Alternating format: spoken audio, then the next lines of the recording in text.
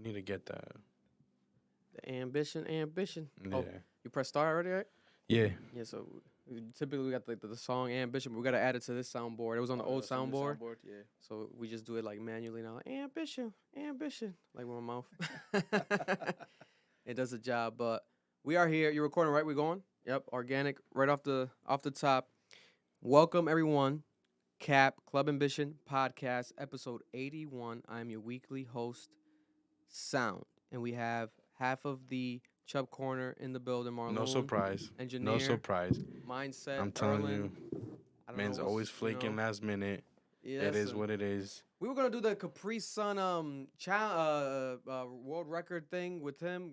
We're gonna have to wait for that for next week then, cause he's not here today. He said he would swallow the whole thing. Yeah, what is that? I don't think I missed that joint. So there's a world record right now, Guinness World Record that went viral. People are talking about it because everyone's like, "Oh, I'll beat it," and it's like, who can drink a Capri Sun pouch the fastest? The world record right now is 10 seconds. Some guy in Russia, I think, or something like that, in Germany.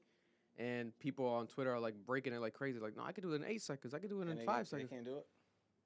No, we're going to try it ourselves. You know what I mean? Had no one been able to do it? They've done it, but I guess not on record for Guinness, right? Because, you know, for the world record, you got to pay them. Like, you got to pay you got to pay for them to be there to, like, qualify as an actual world record. That's crazy. But I guess it makes sense because you got to fly, like, a agent or whatever they want to call it out there. But you know what else is crazy? The fact that, and this is really interesting, too, the fact that people feel like they have to have a certain validation. So how come someone else can't just come up with their own world records and then make that lit? Why do I have to pay the Guinness people that you don't even know where they're from to get the Guinness like that's true litness test? That's very true. Saying? But people do that all the time, even with these brands. You know what I'm saying? Like my boy, I love my boy. Shout out to my guy Dion. But like yesterday, even the whole trip, like he got on Mad Balenciaga. I'm just like, bro, why? You know what I'm saying? That's how I've been feeling. I'm like, why? And I'm not saying why because of what Balenciaga went through, but I'm why do we feel like we gotta get this other brand hot? Because that's what the stat, like that's the baseline, like that's the fucking pinnacle. Nah, fuck that. It's like some brainwash shit. Yeah, it's like we just grew up thinking like that's cool and like rapper, whoever you idolize, even celebrities, not even rappers, because I feel like everyone, especially nowadays, our generation, YouTubers and stuff, rich people love wearing rich clothing. But then at the same time, I was telling my girlfriend this other day, I was literally like I'd be getting heated, not at her, but like at life. And I talked to her about it, and she was agreeing, whereas like, I'm like, yo, these people, like, you already know they're rich. Like, why you gotta wear, I don't gotta wear clothes to show you that I'm rich. And I'm like, people richer than them, like Bill Gates and stuff. There was a photo that went viral last week on Twitter of Bill Gates at like a taco stand in LA, just in line, and he had like some Jesus sandals, leather sandals, and it's like some cargo shorts, and people were like, "This is the goal. Like, this is what you got to be like." And it's true. Because like, bro, why you gotta demonstrate your wealth? Like, and then most of the time, there's so many people that will buy those clothes, etc. They'll spend, let's say, $1,000 on a shirt, and they might not have $1,000 in a bank account. No, facts. And it's like, what is going on here? You know what else is crazy? Those same brands, they'll steal the culture from us and then sell it back to us. And then we need to buy it to feel like to be verified when we created this shit. But we won't create it and put our own brand on it, and then we won't support it because it comes from us. But another culture has to steal it, and you know where it came from. 100%. Right? And they got to put their label on it. They got to put that wild ass price on it. Yeah. And then sell it back to you where you probably created it. Man. Ain't that shit crazy? And let me introduce the guest. You know, very organic up in here, but we've been talking a lot off camera, so it's just carrying on the organicness and naturalness on camera.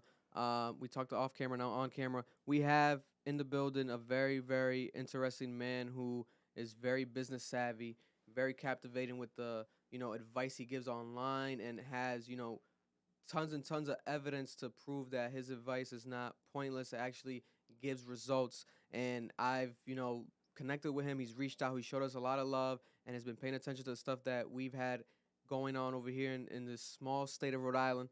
But this man, I really, really respect and appreciate everything that he does and represents. And without further ado, introduce yourself, brother. Hey, what's up, man? My name is Brendan Boyd. I'm extremely grateful and feel appreciative to be here, man. To be honest with you, I'm coming off a 3.5 hour drive up here. You know what I'm saying? Man, it's an honor. Pulled A up from goat. Jersey. You know what I'm saying? Got in a little rental. And I had to pull up, man, because y'all are definitely one of my favorite pods, bro. Like I be Appreciate paying it. attention Appreciate to the it. YouTube channel. You know what I'm saying? I've been watching for a while. The reaction videos is crazy. Thank You you. know what I'm saying? Like that. That's first what got me into. I'm like, oh, the song. I'm like, you know what's crazy? When I think when Her Loss dropped, I watched y'all reaction to hear the song. They hear the album. Mm-hmm. You know what I'm saying? Before the album. That's what people tell us all You the know what I'm time. saying? I'll be like, yo, let me see what this sounds like. I'm gonna go check out the reaction. Yeah. But yeah, That's I'm love. a digital media entrepreneur. You know what I'm saying? So I fancy myself as someone that figured out how to monetize digitally and then also with my podcast. And I really believe that the information that you have that you have cultivated through your own journey or whatever you're investing in is what you can monetize and put back into the community and then be able to potentially live off that or create a side revenue off that or whatever the case may be. 100%. I've been able to do that. So I speak about it. You know what I'm saying? I help podcasters monetize and also help people leverage and generate revenue through podcast guesting. So that's what I got going on. Listen, this man definitely. Where can they find you? Just your social. Oh yeah. So you guys can find me at It's Brendan Boyd. You know what I'm saying, on all platforms: YouTube, TikTok, Twitter, Instagram. And then we have it, and we're gonna get into it now. We're gonna cover some topics on the news, but I'm gonna do that towards the end. At first, I want to start this off with more than likely whatever the title of the podcast is gonna be.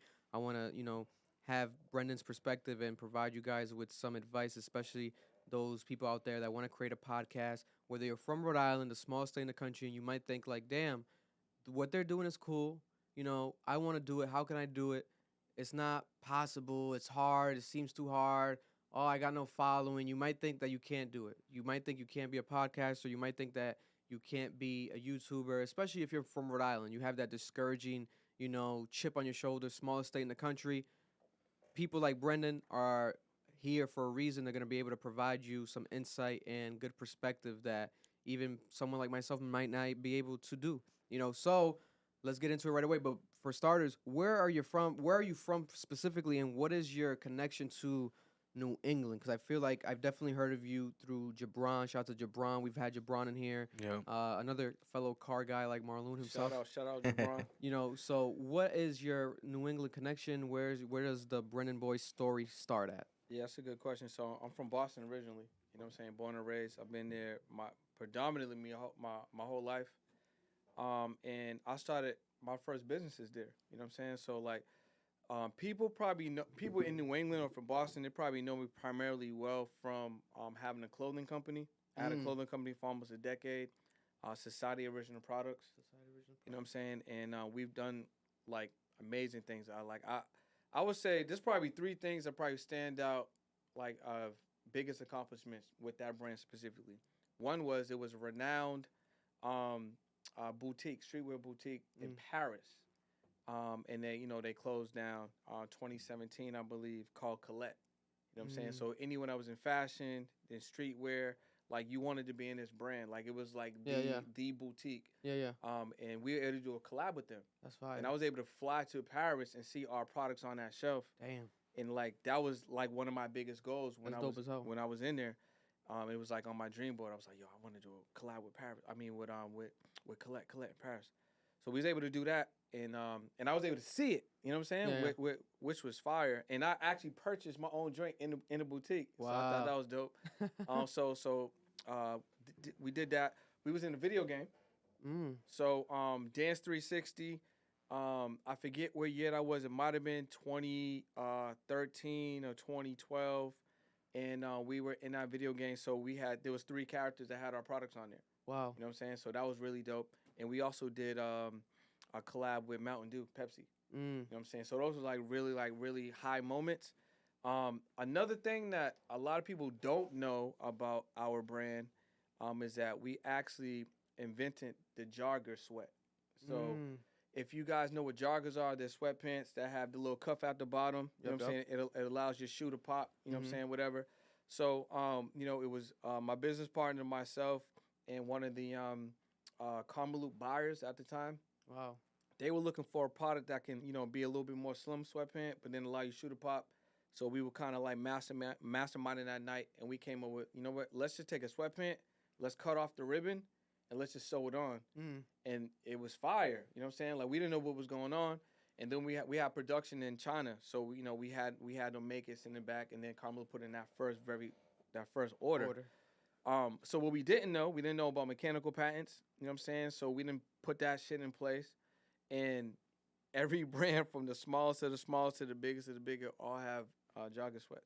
You know what I'm saying? If you guys would have had that damn patent, multi-billion dollars, multi-billion, bro. You know what I'm saying? That's insane. Yeah, so that's a moment. That was a teaching moment. But if you're watching or listening to the podcast, whatever the case may be, like it just goes to show you need to be educated on what you're doing. You need to learn about what you're doing, business, the nuances. Like even like there's a lot of probably like musicians or artists, that are watching this, or even creatives. And what you're doing is cool and it's important, but you got to learn the business behind what you got going on, like 100%. The real things that are really, really important. 100%. You know what I'm saying? So people might know me from that. And I did some basketball leagues in the city. That was like my first ever business.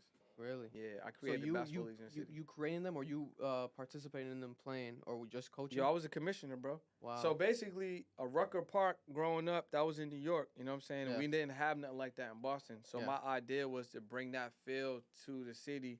So in 2000, I created the first ever like basketball tournament like in my hood. Yeah. And that evolved. That was like the sample set. That evolved into a league, and I was running leagues like 2 or 3 times a year. Yeah. 12-team leagues. 20 plus. Season games. I had sponsors for each team. I had sponsors for the actual league. Wow. I had trophies. Damn. We had little all-star situations. It was cool. I had mobile DJ. Twitter had just came out. So it's like I did all of the stats and stuff on Twitter. Yeah. You know what I'm saying? So you can play and then, I had 25 points. And it would like be on Twitter. You know what I'm saying?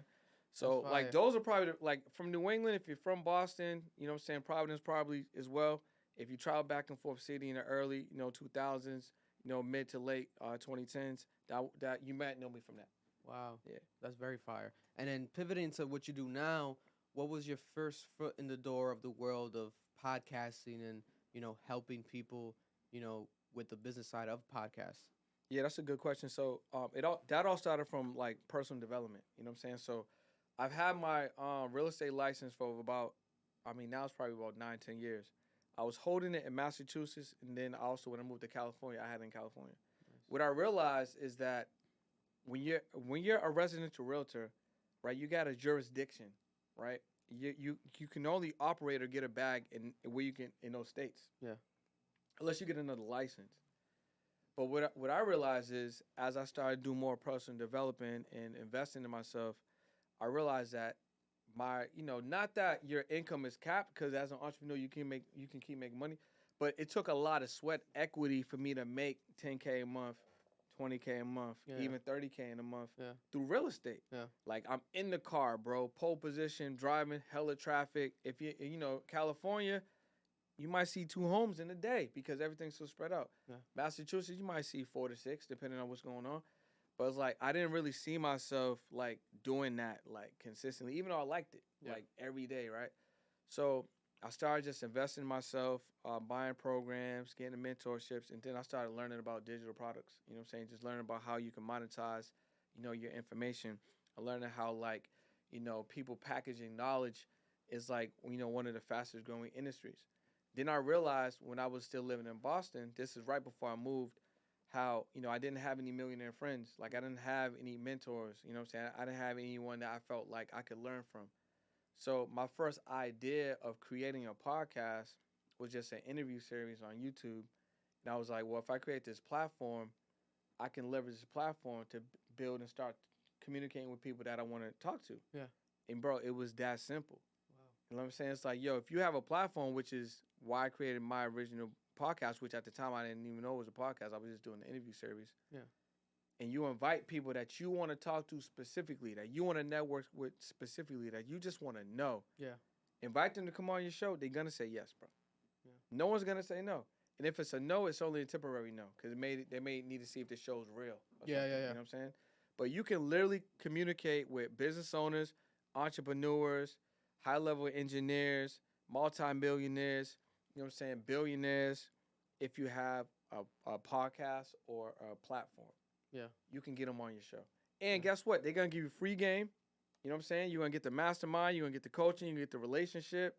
There might be a business opportunity. Yeah. You might end up, maybe interning for them. You know what I'm saying? If you're young on the way up, you might end up doing a deal with them. Yeah. You know what I'm saying? They might give you, like a cosign on the idea that you might have. Yo, it's the cheat code. So then I just kind of married both of those. Yeah. You know what I'm saying? And that came later on. I was like, like a friend of mine was telling me like, yo, you doing this podcast thing, but you doing, you're teaching people how to make digital products and stuff. She was like, I think there's more to this podcast thing. You should like look at that a little longer. So it took me a couple of months to figure it out. But then when I got it, I got it. Yeah. I was like, oh, this is it. You know what I'm saying? Like, there's way more podcasters that don't know how to monetize. They don't really know what they got. I can teach them or show them the digital world, you know what I'm saying? And then, like, show them how they can leverage their platform and then just kind of put it together. Wow. Yeah. So then going into that world now, what would be, for anyone out there in the world who might be a podcaster, might be someone that might want to do a podcast, but that podcast world in general, and they want to monetize their podcast, they want to make money from their podcast, aside from the typical AdSense on YouTube, aside from, that's literally like probably the main way, or sometimes obviously it used to be called Anchor, but now it's called Spotify podcast. Spotify, got owns that whole company now, the Anchor company, but they have ad placements on there that you can run through the audio way. But aside from those two realms, which are the basis, the basic lower level ways of, starting to monetize, something is something, it is some money, even though it's literally not much, especially if you're starting the podcast. But what is another way, or what's the main way you would recommend someone to make money from their podcast? Facts, that's a good question, man. So I would say it's not brand deals, which most people think. It's not sponsorships. It's not YouTube money or the Spotify money. What it's going to be is with a product. So if you're a podcaster, listen to me very closely. You need a product, right? And that product does not have to be physical. There's some information that you know, right? Or there's some information that you're learning that you could package up, right? And you can put it in your own podcast as your own commercial or as a live read situation, and then be able to monetize that. Yeah. Right here. Hey, what's going on? It's the Cat Podcast. I want to let you guys know. If you're interested in launching a podcast and you want the blueprint, we got the blueprint, right? Yeah. Head over to catpodcastblueprint.com. That's not a real domain, by the way. To get your free blueprint, or click the link in the show notes or in the description. Yeah. So that's the call to action. Yeah. It wasn't free, my fault. That's the call to action, right? So now every time you say that live read, or you make a commercial, your own video commercial, and post and just edit it in your podcast, they have to run into that. Yeah. It's your product. You're getting 100%. Yeah. You're not getting, $10 or 10% of that Spotify joint that you need 50,000 views before they'll give you a slice, right? So number one, you need a product. Number two, every podcaster needs to understand that you need a community. Yeah. Right. So I use this example every single time. So where's a place that you want to fly to on vacation? You and your family. Oof, definitely Cambodia one day. Gotta visit my son and my girlfriend's nationality, Cambodia. So okay, boom. All right. So just imagine we all going to Cambodia, right? It's a vibe trip. You bring your family. You know what I'm saying? We all going. Boom. Right. Now we're on a plane. There's 2 tickets. What are the 2 tickets that you can get? What are the experiences you can get? One is economy. And what's the other one? Economy plus or first class. Exactly. Oh, yeah. So there's 2 ways. Yeah. Same plane, right? We're going to get there at the same time. We're going to get off at the same time. We're going to land at the same time. Yeah. The only difference is the experience, right? So are there normally more or less seats for first class? Less. Right? Is first class primarily, for the most part, usually sold out? Yeah. Or like 90% full? Yeah. Right? Yeah. And economy has like hundreds of seats. Yeah. Right? And that's always full. Yeah. Right? So would you rather fly first class or economy? First class. All right. So podcasting, you have to understand, right? Sound said it. Most people would rather do first class. So when someone is listening to your podcast or watching your podcast, they're flying economy. Because I could pull it up on YouTube anytime I want, anytime of the day. Yeah. I could pull it up on Spotify anytime of the day. Yeah. But the first class is a community. That's the access. So right now, there's a percentage of your viewers and listeners that want that access to the podcast to you that they can't get because maybe then there's no community that these podcasters have. Yeah. There's no way they can get a live Zoom session 30 minutes. There's no way they can get exclusive content that you may have recorded outside of the podcast that they get to watch weekly. There's no way that they can get an opportunity to meet you. Yeah. There's no way that they can get, maybe like a 3-minute, spaz out from one of your guests that just wants to rant on something. Yeah. You know what I'm saying? There's no way that they can get, like that retreat to Cambodia that only, the people in the community that can meet you out there for a mastermind or live cap podcast. Yeah. Right? Would you pay $99 a month for that? I would. You know what I'm saying? Oh, yeah. And that's how I got my Tesla. I got my Tesla from 10 people. 10 people on my podcast and my podcast community pay me to get my Tesla and pay for the insurance. Wow. 10, not 1,000, not 100. 10. You know what I'm saying? 10. 10.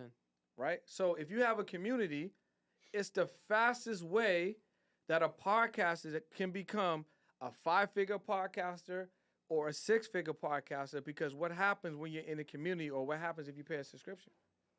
Every single month, you're paying that subscription. That's true. Right? So let's say your expenses are $3,000 a month, right? And let's say your community is $99 a month, and you provided all that value or more that we just talked about, right? Yeah. You only need 30 people, bro. Yeah. So you're going to tell me you're worried about, I need 1,000 views on my podcast. I need 500 views. I need 10,000 views on my podcast. You can't get 30 people to pay $99 or 60 people to pay you $49 that'll pay for all your expenses, and then you can content create the way that you want. Yeah. Now all that money you was going to get, that same $3,000 that you might have been getting at your job to support the podcast, now that's extra bread. Yeah. Now you can invest that money, or you can, you can save that money, or maybe you can go on that Cambodia trip, or whatever the case may be. Yeah. Or treat yourself. Yeah. Right? That's only 2 products, bro. We just talked about 2. You know what I'm saying? We That's just true. talked about 2, bro. I could keep going. Yeah, I mean, you got game for days. it's whatever you want to do. Yeah, You know what I'm saying?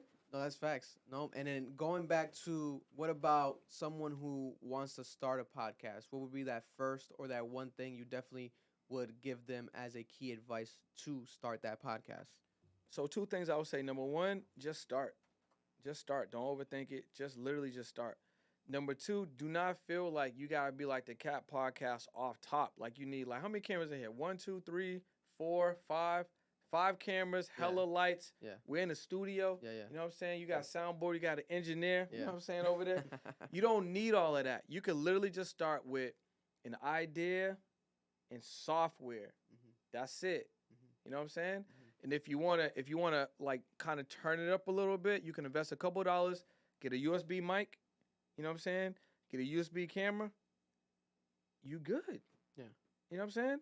And I always recommend that if you have a pod that you don't edit your own joint. You know what I'm saying? Because sometimes that could be overwhelming. Mhm. So if you have a couple of extra dollars, right, just pay somebody on Fiverr to edit your joint. Mhm. Give you a polished, video final. Give you a polished audio final, clean. You know what I'm saying? Mhm. Get the thumbnail. You good. Yeah.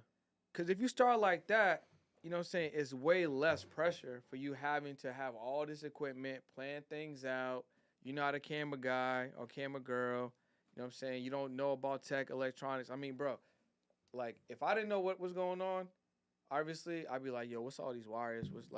I'd be overwhelmed. Intimidating. Yeah, and It's very that's intimidating. what people, they think about. They come here like, oh, damn, like, I want to do a podcast, but this is crazy. Like, I've had people we interview, like, they got to take some shots and stuff, or they like, I need some alcohol, and because like they see this and like, oh, I didn't know there was lights on the ceiling. Yeah. I'm like, yeah, there's lights on the ceiling. I didn't know there was a plant back Yeah. there. Like, you know what I'm saying? So it's like I would get like Riverside, you know what I'm saying, or StreamYard, or Zoom, you know what I'm saying, and just start there. And like I said, get a USB mic, USB camera, you know what I'm saying, have a laptop. Yeah. That's all. If you enjoy that, because you could do that anywhere. Yeah. That's you can That's set that mobile. up anywhere, mobile. Mhm. And if you enjoy that, then turn it up a notch. Yeah. You know, and get some equipment, talk to amazing people like you guys, Appreciate and you. then just figure out, okay, what's the next step? Okay, I'm gonna grab this, this, and this. I'm gonna do an in-person live situation. Yeah, You know what I'm saying? But that's it. that's true. You know, That's very true. just get started. Like, it's better. Yo, so me and my boy, shout out to my guy David. So we started a podcast together. It was called the Insert Title Here. It's called the Insert Title Here Show because we didn't have a title. So we went 4 or 5 episodes with no title, and we just stuck. So we just did more. Name. Just, you know what I'm saying? Some people get stuck on a title and never start. Yeah. You know? Yeah. Joe Budden's podcast was called for mad long. It was I'll name this podcast later for mad long, and then eventually, obviously, he's Joe Budden, so he's like, oh, let me put Joe Budden podcast. It was easier to find. Yeah. But I'll name that this podcast later is a hard name. That's fire. Yeah. Now looking back at it, like so it's like that's true. That's good advice because that shouldn't be an excuse to a name. Nah, It's like but this- that'll hold people back. I remember so I got 3 podcasts. So my one of them I started on YouTube because I got banned on Instagram from going live, and I had told myself I was like, I'm going live every day for the whole year. So when I got banned on Instagram from going live, I was like, nah, bro, I have to do this. I told myself. Why you get banned? Was it music? Nah. So I had got a testimonial from one of my clients, like she had did well. So I posted in a story. I don't know if it's the way that she said a word, but like it picked it up and it flagged it on some sexual shit. Oh man. You know what I'm saying? Yeah, and I was like, this is weird. So was I it during COVID? Look at that. Was mad. It might have sensitive. been, yeah. Instagram was very sensitive. So I during COVID. reposted it and then they blocked me. I was like, I don't understand. So I reposted, they blocked me, and then I couldn't go live for like 2 weeks. So I pivoted on YouTube Live, and I started just, I was calling it. I was like, yo, I don't got a title. So I was just doing it. And then by the 4th time, I was like, yo, I'm just taking imperfect action. I was, it's the imperfect action show. This is crazy. So that's how that happened, That's know? fire. But it's because you just do it. So y'all just need to do it. Forget the title. Just start the show, bro. Yeah, I peeped your logo for that show Yeah. too. It's pretty dope. I like your logo. Thanks. So when it comes to, you've been around a lot of people, right? You've helped a lot of people.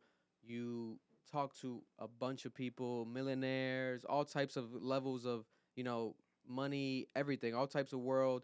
What's that one main question that you see persistently or that you come across a lot in your walk of life that people either ask you or that you just hear throughout conversations? What's that one question that you get a lot?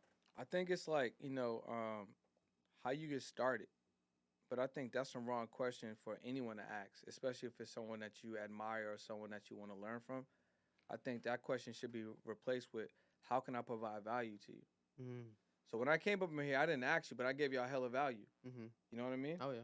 So what did that do? That brought us closer together. Mm-hmm. You know what I'm saying? If there wasn't no we didn't have to break the ice really. Yeah, yeah. But I mean, if there was any tension, that removes That it. breaks ice. So if there's anyone that's like on a certain level, or you perceive them on a certain level, what you need to do is just provide them with value, or ask them, hey, listen, frankly, how can I provide you with value?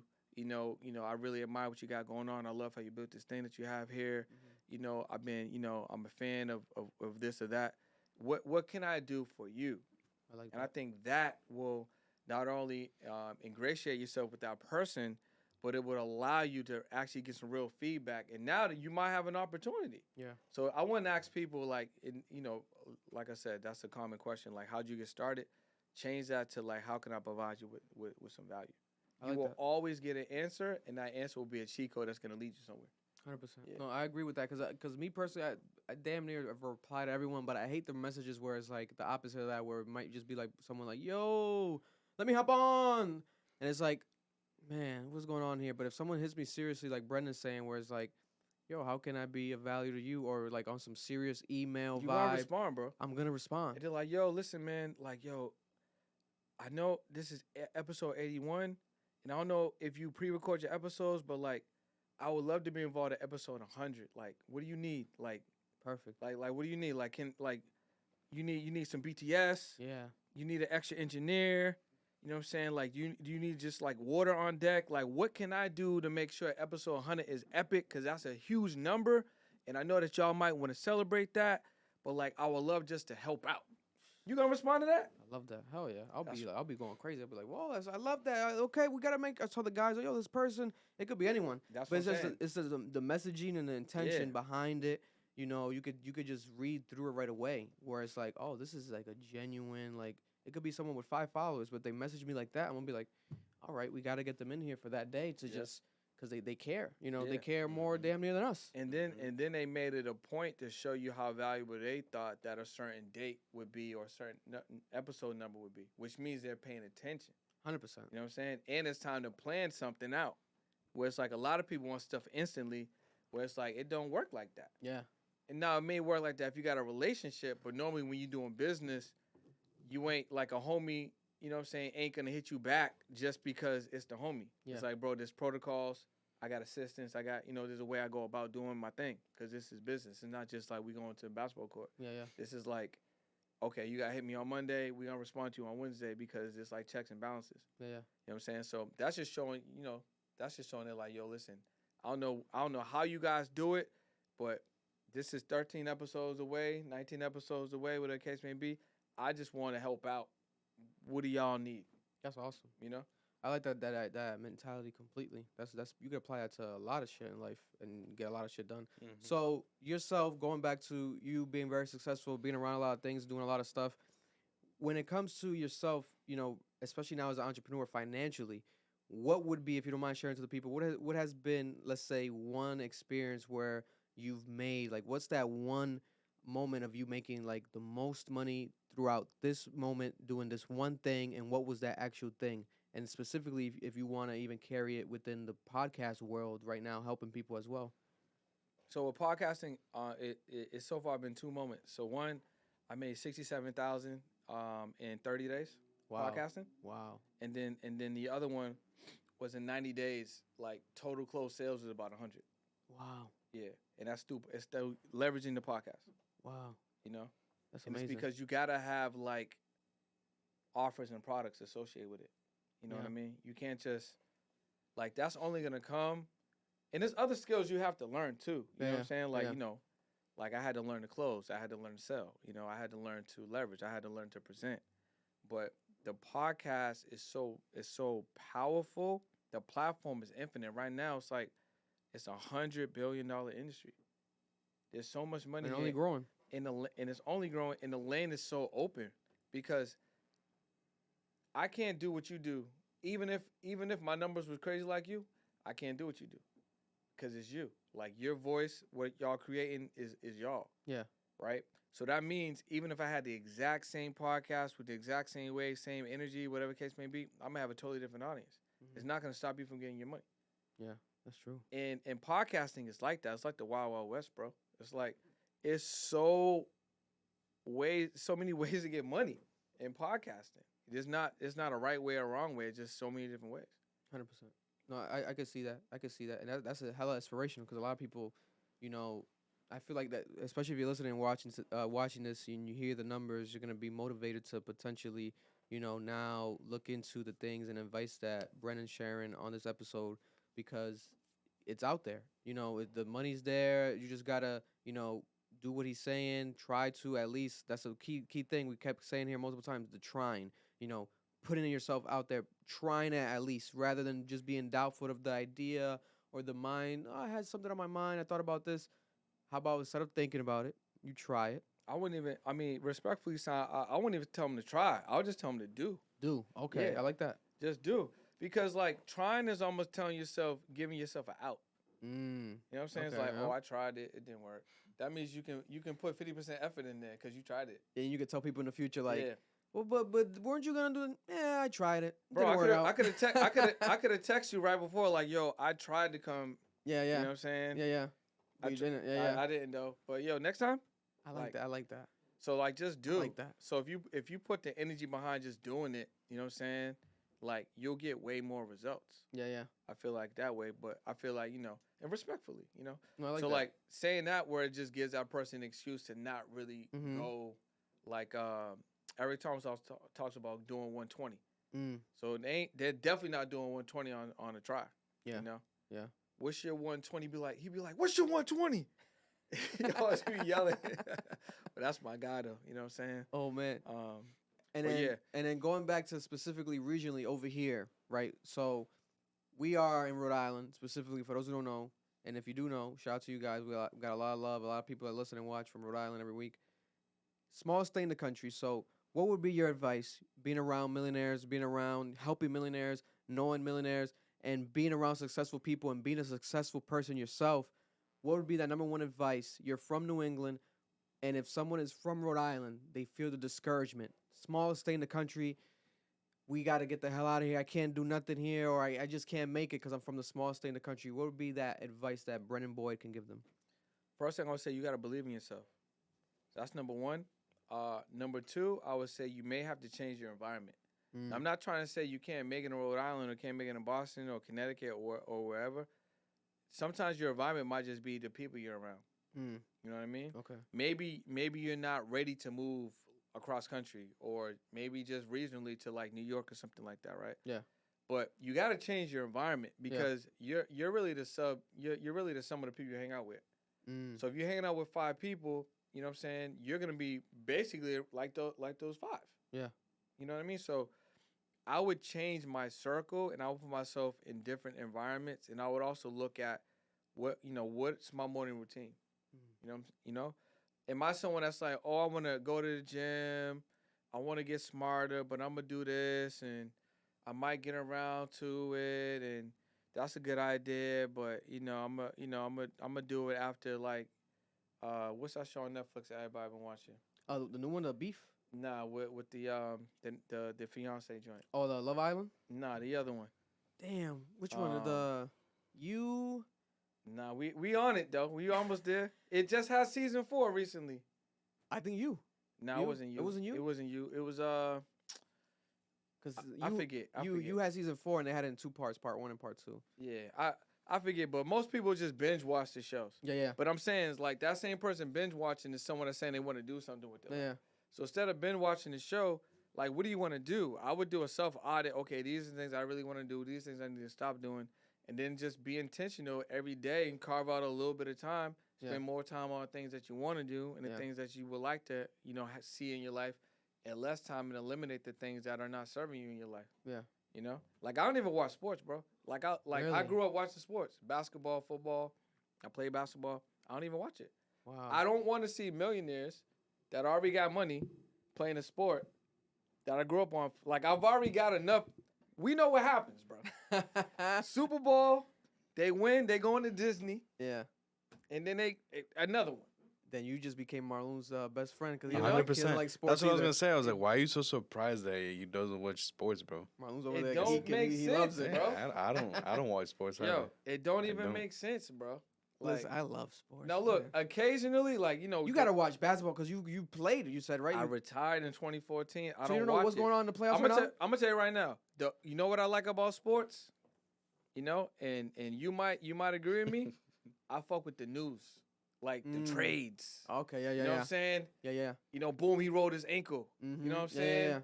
Yeah. Like homeboy from the I don't even know his name, but dude from the Grizzlies, giving LeBron a hard time. Dylan Brooks. Yeah, Yep. I fuck with the news, bro. Yeah. I'm like, oh, that's cool. Yeah, no, I love But that. like, I'm not watching a 3-hour basketball game. You know what I can do in 3 hours? A lot, bro. And that's if I'm true. watching the game, I'm at the gym. Like I'm Yeah. doing something. I'm not just Die sitting. hard. I've done that so many times in my life. So it's like, Yeah. I'm not gonna do that forever. I've heard a You know lot of what I'm saying? people, similar situations like you, where they're entrepreneurs and they do that, where they'll cut out certain things like that because it provides them so much more time, especially if you're talking about games. Because I like, might think how much is a soccer game? How long is a soccer game? 3 hours. 90 4 hours? minutes. 90 minutes? 90 minutes. Obviously, if depending. With the penalty kicks, the- probably goes to 2 hours. But you don't get penalties every single game. It's if Specific you have to. There has to be a winner. Okay. There's Yeah. only gonna be. That's not all the time. Yeah. You know what I'm saying? So like 90 minutes. 90 minutes. But again, like how he's saying, is like you don't have to watch the whole game. You can get the highlights. You know It's what I'm the saying? same It thing. just Like, doesn't. Yeah, that's yo, true. the highlights is almost even better because everyone's watching short form content right now. Yeah. So if they take that 3-hour game and they put it in 45 seconds, you know what happened? Yeah. 100%. Like, I didn't watch the Tank fight. I wanted to watch the Tank fight, but I know what happened in the Tank fight as soon as the Tank fight was over. Yeah. Like, I literally fell asleep, shoulda woke watched up, that one, went to YouTube, watched the highlight. Oh, I see what happened. Yeah. You know what I'm saying? He got hit in the body, ended up taking a knee. Yeah. That's what happened, bro. No, that's true. I didn't pay the $90, That's true. I didn't No, have that's to true. watch the whole fight. Yeah. And you know what else I did? I spent a little bit of time in Google Tank, Ryan Garcia post game. Yeah. Post fight, and I just listened to interviews after. Oh, that's true. Because that's the ill part. Like, he just got knocked down. What's he going to say? Oh, is Tank still going to talk some shit? Ryan got on this fly-ass, like, shimmery, like, button-up. Tank got his tattoos out. Oh, that's kind of cool. Oh, Mayweather's in the back with all the juice. Like, I'm good. Yeah, like, set the timer, 5 minutes. Okay, I'm straight. I watched 5 minutes of this. Yeah. I seen the highlights. I seen the joint, bro. Yeah. Now I can still be in a conversation if I want to. No, it's true. It's not as important as the actual, it's extra fluff. What matters is the result of the actual match, and you can get that after without even watching it. Yeah. No, it's very true. But I'm going to do, actually, speaking of that, there's a live, I want to do a live ad right now. I forgot. If you are into sports, unlike, right here, he doesn't watch them. But if you watch them, specifically if you bet, shout out to Underdog Fantasy. Underdog Fantasy, if you want to bet, Underdog Fantasy allows you to bet on there. And if you use our code AMBITION, we have also a lick. You're not going to get licked with them. They're going to give you actually free money. So they're going to help you maybe, lick someone else, But that even sounds crazy. That sounds wild. That sounds insane. I mean, we get money and we get licks. The link is in the comments and also in the description to provide you guys access to our affiliate link with Ambition to get $100, free $100 that you can bet on. You're going to match that bet. They're going to match that bet for you for free. $100 free. Underdog Fantasy is a very dope app. I used it. I've been using it now, especially during the playoffs. The interesting thing about Underdog is you can bet, but it's not about who wins or loses necessarily. It's not money line. You can bet on if LeBron is going to score either higher or lower than 5 assists. Very unique bets. Fantasy, literally like fantasy sports type of bets. So go to Underdog Fantasy, use our promo code AMBITION. Also, the link is in the description, like I said, and in the comments. And check it out, Underdog Fantasy. But if you don't love sports like Brendan, maybe you might not. But if you love money, free money, check it out as well, especially right now. You don't have to love sports to bet, though. No. It's true. Fantasy. That's true. I know a lot of people that bet, and they might have won a lot of money, maybe lost them a lot of money, but they don't care about, they just care about they'll be like BOS, like, because it says that's for Boston Celtics, but they don't know it's Boston Celtics. They're just betting. I'm like, yo, this is so crazy. That's what I'm saying. It's true. Yeah. That's very true. But check it out, Underdog Fantasy. But moving on now, what has been the craziest situation that you've seen yourself, like, witness going to, coming from New England, Boston, going to California, traveling a lot? Literally, you came here, you traveled, with the grace of God. We appreciate you coming here, coming from New York safely, and then now you're saying you're going this week somewhere else. Where you going? Where is it? I'm about to go. So as soon as this is over, I'm going to Jersey, back to my cousin's crib. Nice. I haven't seen him in 5 years. Oh, wow. You know what I'm saying? Wow. So Shout out to him. I've been there to spend some time with him. Matter of fact, sidebar, I introduced him to his wife. They got 3 kids. He owed me a trip. I be saying it, like I said, it's on matchmaker. I'm like, yo, y'all owe me a trip, bro. Like, where's my trip at? Yo. So their kids are 9, 8, and 4. They got 3 girls. Wow. You know what I'm saying? So when I'm doing here, I'm going back there. Yeah. And then I'm shooting one of my podcasts, 8 a.m. And then I'm guesting on another podcast. So my podcast I'm shooting in Jersey. And then I'm going to New York to guest on the podcast. Shout out to Marvin, my guy Marvin Francois. And then I'm traveling to Baltimore and then back to LA. Oh, nice. Yeah. So you travel so much. What has been like the craziest thing you've seen throughout your days of, like, how long has it been now since you started like that move from California? Yeah. So it's like California from here? Like almost 5 years. 5 years now. Yeah. So throughout the 5 years, what has been like the craziest thing you've seen? Like, maybe you walked in like in a room and you saw that, or you walked in a meeting and you heard some crazy shit. What's been like the wildest thing? I'm gonna give y'all a crazy, like, it's crazy that people don't have this. Yeah. I'm gonna give you a crazy wild. Okay, good. All right, LA. Mm. Walking. You know what I'm saying? Boom. I jump on the little bird. At this moment, I don't have my car because my car is getting wrapped at the time. So I'm on the bird for like 2 weeks. You know what I'm saying? Boom, I'm on the bird. The electric scooter. The electric scooter. Cutting through the streets. Homeless person in the street. Pants half down. I'm burning through. Shit falls out his ass. I'm like, what just happened? Yeah. Yo, I'm cutting through the streets. I'm still on the bird. Boom. Hit a corner. Another homeless person. He's shitting It's daytime.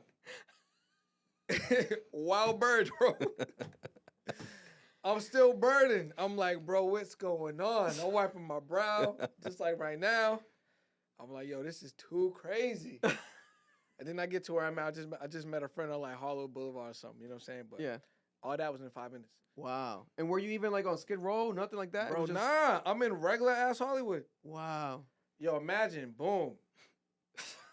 Intersection, homeless person in the middle of it. Boop, boop. You know what I'm saying? Shoo, shoo. Another intersection. Boom. Through the light. Another homeless person. Kneeling. Jesus. Going to work. Boop. And they probably had nothing to really wipe with themselves with, Bro, right? what they wiping with, bro?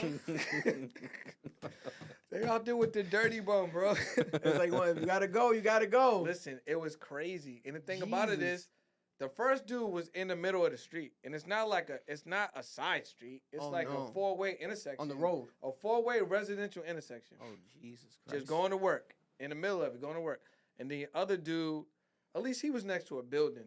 You know what I'm saying? Yeah. And they were doing like construction on that street. So it's kind of like, you know how they put up the cement barriers? Yeah. So he was between like a building and a cement barrier. I just happened to vroom, vroom, and then he was going to work. Yeah. I just happened to see it. Yeah. The first dude was mad blatant.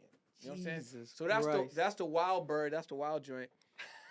And then something else that's wild that I hope people that are watching this or listening to this really do if they don't have it right now. Yeah. I travel different airports, right? I do not know why there's so many people in the regular line, right? Going through security. Mm. You should have TSA pre-check and clear. Really? Both of them. It's useful. It's a... Yeah. First of all, you need TSA pre-check, right? You should get global entry because you pay so TSA pre-check is like $70, $75. Mm-hmm. Global entry is $100. So global entry gets you back into the country without having to worry about customs and like that. Don't gotta take nothing on. You just come from Jamaica, you in the country. Wow. Bang, right? If you pay $100 for that, you get TSA free check for free. It's included in $100 as opposed to paying $75 and then $100. Wow. Now TSA pre-check will allow you to skip the regular line. Don't take off no shoes. Like your electronics stay in the bag. You just zip through. Jesus. Right? You need that. Now, when you add Clear on top of that, Mm-hmm. now Clear puts you in front of the TSA pre-check people, and it puts you in front of the regular people. Wow. So now you're able to save so much time. You get like a personal mini escort. You spent $100 on global entry that comes with TSA pre-check for free, or if you have like an Amex Gold or Amex Platinum, or if you have one of the Chase cards, you're gonna get it. You're gonna get it for free. They're gonna give you the credit, right? And then you get Clear, which Clear is like $15 a month, so it's like $180. Yo, you need it when you travel. Wow. Like, I don't understand why people like. I be in the airport and I just be like, through. Especially because you travel a lot, so you know what you need. Yo, you need. Listen, people. If you didn't get nothing from this podcast, and you like, yo, that podcast information, whatever with it, take this travel game, bro. Yeah. This is like the easiest way to save you time, and like you'll be the envy of all your friends. Yeah, because one of the main reasons people don't even like traveling is because of the stress from waiting in the line. Bro, you can show up late and still be early with that. That's crazy. Yeah, that's what I was gonna say though. But I feel like that's more for people who tend to pull up like last minute type of thing. Nah, bro, it's for everyone. But I'm saying like for example, Hispanics, it's like a tradition. Is like you gotta be there before like 3-4 hours before. You know what I'm saying? But because of shit like that. Yeah, no, it's crazy. You know, you gotta be there 5 hours before. Yo, you need that. And in the busiest of airports, like Atlanta, is a very, very busy airport. Logan is too. LAX is too. But Atlanta crazy. And Atlanta hella big. I don't know if you've been to Atlanta airport. Yeah, they got the whole train and everything. They got the train joint. And even when you get to the thing from the train, it's mad far to walk just to get to the bags. Atlanta and Chicago. Crazy. So if you have this, so Atlanta, I think general, if you get in, it's like an hour plus just to get through security. So even TSA, it's like 30 minutes, which is still wild. Yeah. So if you get TSA with Clear, that might be 10 minutes. It might be 15 minutes. Yeah. Right? So you know already you're going to beat 1,000 people inside the joint. Don't got to take off no clothes. Don't got to take your shoes off. And all you have to do is just pay more. Just pay a little extra. That's so crazy. And I feel like it's definitely essential for people who travel and are even thinking about traveling because of, especially business wise, where it's like it's gonna be less stress on yourself, and I'm pretty sure that's a deductible. It's a Yeah, travel not only expense. is it deductible, like I said, if you got one of these credit cards, you're gonna get that money back, so it's free. You know what I'm saying? It's free. That's very true as well. Yo, that's a wild, like, I don't understand why you're listening to this podcast. You ain't pulled the website yet. You know what I'm saying? It's like that. And that's not even sponsored yet, because you can get in that bag and try to get a sponsor with one of them to tell people that. Especially on the car tip, like there's some cars, you know what I'm saying, you refer them out, you can get money on them cars too. Jeez Louise. Yo, y'all need to, this is not an ad. I'm just trying to improve your life. Yeah. Get global entry, TSA pre-check, and clear. No, you heard it here. No, that's a trifecta. Listen. And then going back to now the podcast world, what would be, in your opinion, the best podcaster of all time, if there's one podcaster? Because I'm assuming you've listened to podcasts, right? Yeah. And throughout your life now, you create podcasts and you help people with their podcasts. What's your one top dog? The Cat Podcast. It's my favorite. Let's go. Let's get it. Aside from us, because we know I know that we were up there. No. You know what I'm saying? But aside from Club Ambition, Cap over here, what would be that one podcaster or podcast? That's a good question. Let me think, man. Like, so there's some greats that have influenced me. Like Jamie Atkinson, who he's from the UK. Pat Flynn. Joe Rogan. Mm-hmm. You know what I mean? But I'm trying to think, who do I really, really enjoy listening to? Like Lewis Howes to an extent. You know what I mean? But who do I like really lock in to? I'm trying to think. Like I like Joe Budden podcast. I feel like $1 million worth of game. But you know what? I'm looking at it for like business and structure now. Okay. More so than content. Okay.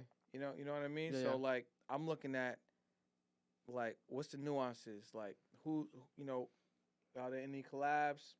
Is there any affiliate marketing? How's it structured? Yeah. You know what I mean? How does it end? How does it start?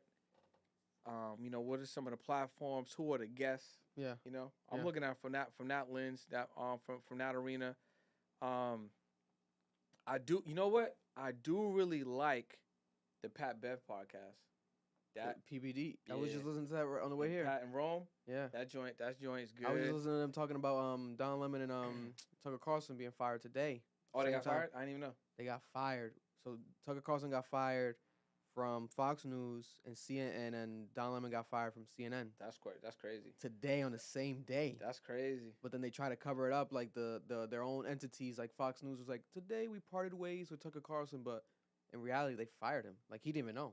Like it was like he woke up to it. Don Lemon woke up to it. That's crazy. It's insane. So they were talking about that, patting them. So I was listening to that on the way here. Literally, I made a clip about it like before you got here, and that was what I was editing, like the thumbnail for that, to upload that, to like just have it up there on YouTube separately. But I love them, what they've been doing, that podcast. And he was like trying to pitch like the idea of like trying to get Tucker Carlson to come on to their thing, like we can send an offer out, etc. But I love that. I feel like that world of podcasts were like the debate style, but still news.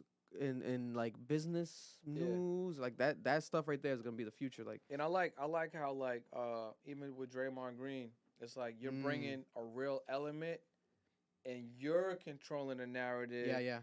But you're performing in real time. So you're showing the other athletes or just people in general how like you can have a voice and that voice matters, and then you're still gonna perform. Which I think is dope. That's awesome. Game 1 of the playoffs, Draymond Green skipped the post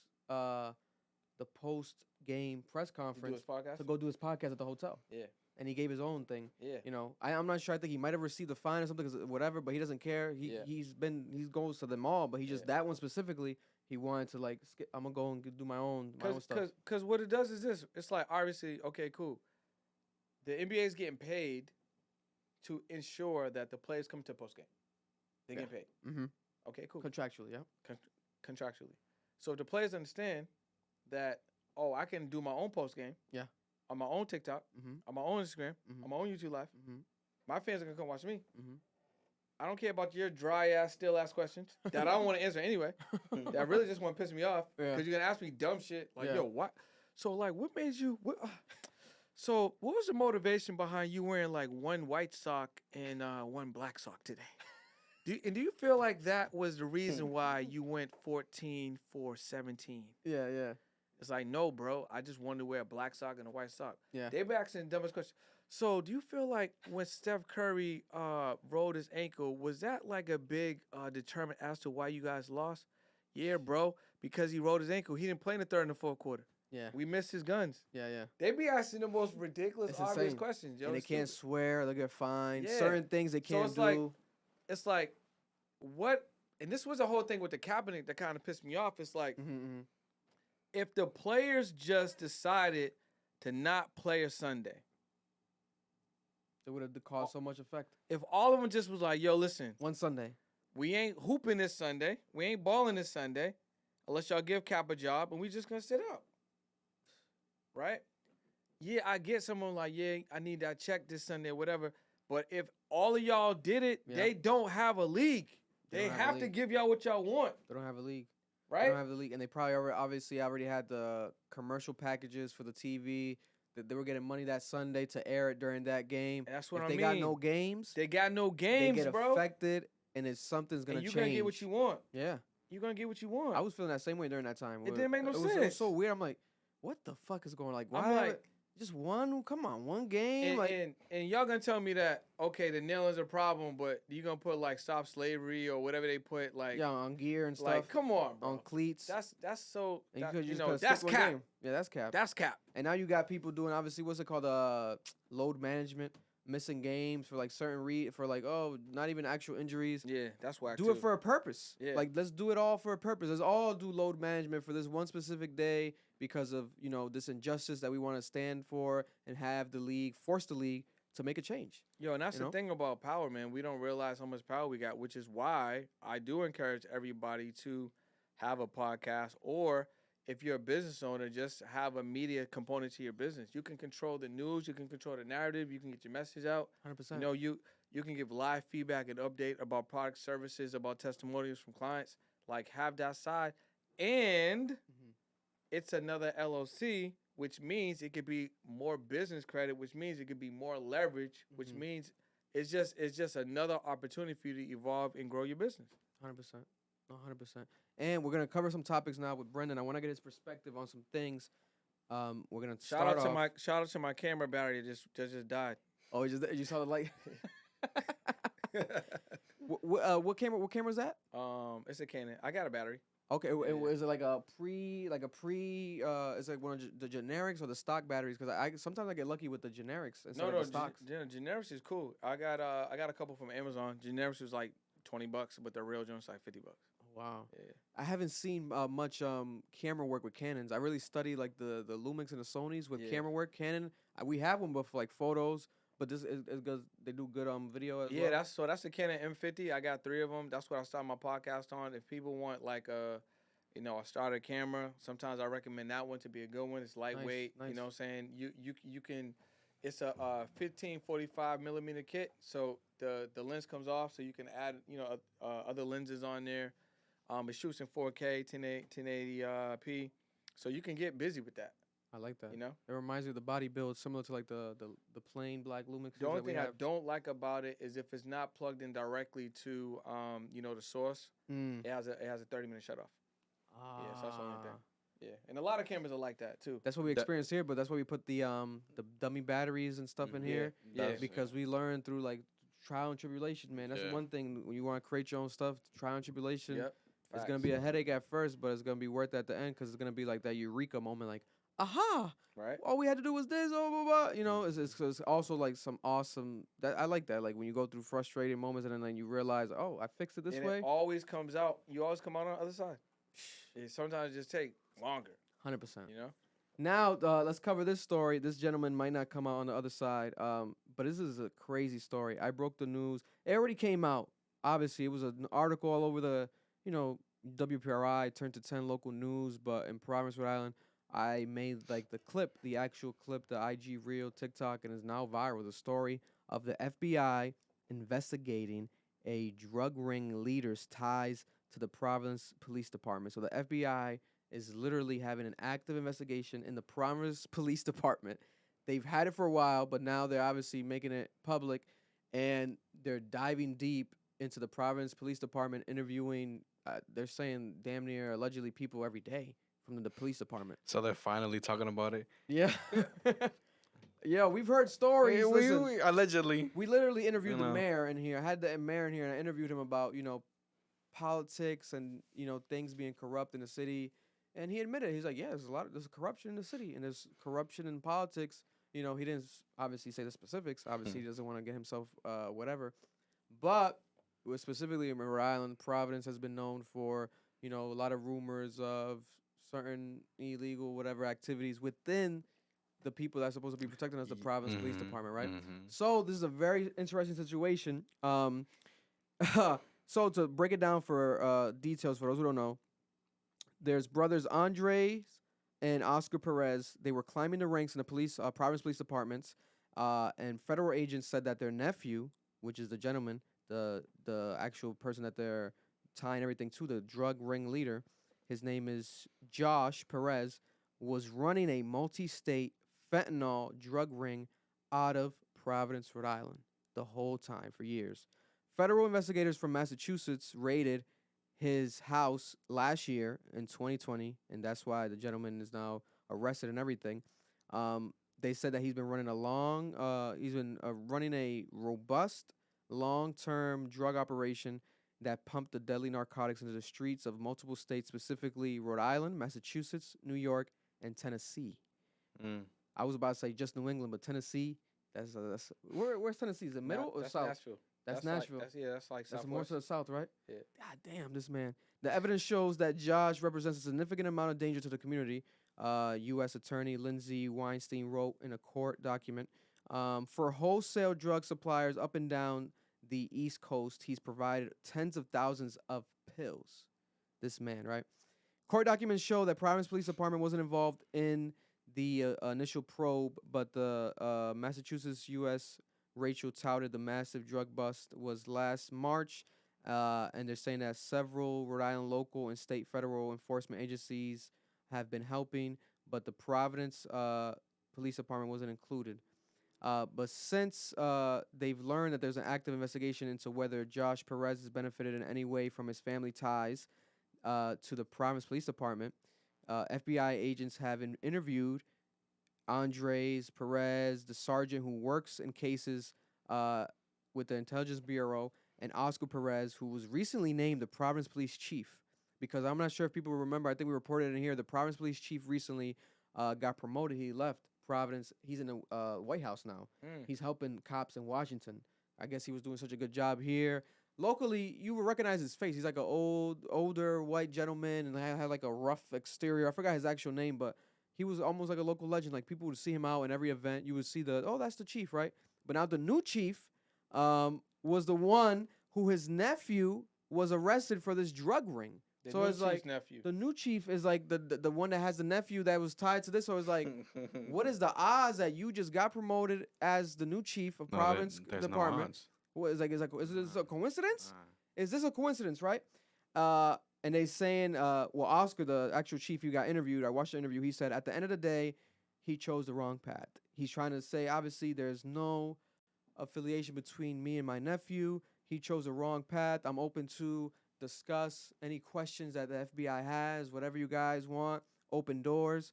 And yeah, man, this is a heavy situation that's happening here. But I want to get into some specifics that is going to fascinate you guys when it comes to numbers.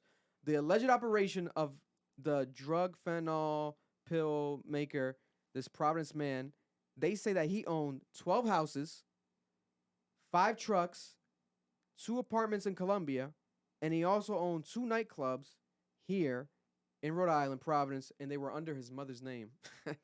This man was like a goddamn mini, like, Pablo Escobar type of, like, real deal kingpin type of guy. Can you imagine the bread he was making, bro? Like that's that Colombia connection. And they say that the FBI saw documents that Josh Perez also planned on buying 23 family homes in Pennsylvania. He had money aligned set up to buy 27, my bad. 27 3-family homes in Pennsylvania. Jesus Christ. He was going to buy his own little town. A little villa, a village. Yeah, man. So prosecutors, everyone's going crazy. This is breaking news all over Rhode Island. But yeah, he's later pleaded no contest in possession with consent to sell cocaine and received a deferred sentence of 5 years, 100 hours of community service, and nearly $1,000 fine, according to court records. Yet, though he never became a target in Providence, his status as a suspected drug dealer was well known within the department. So this man got some time now. He might obviously get more. They're going to keep investigating. And if the Providence Police Department is involved, that's going to be like national news. 100%. That's going to be all over CNN. You're going to see that everywhere. Because it's going to be like, what and then they're going to be stained forever.